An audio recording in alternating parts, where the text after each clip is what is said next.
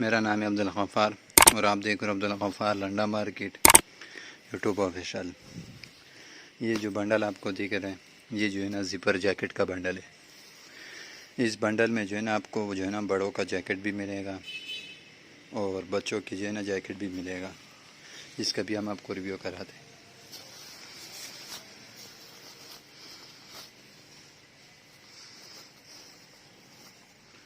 और इस बंडल का जो है वज़न है वो जो है ना 102 किलो का है।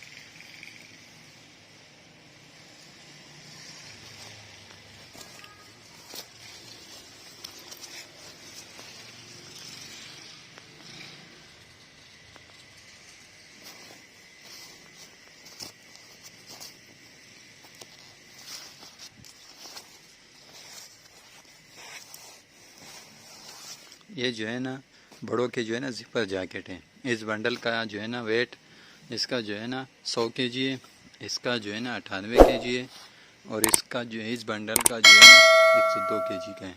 ये सारे जो है ना छोटे बंडल में ये ज़िपर जैकेट है।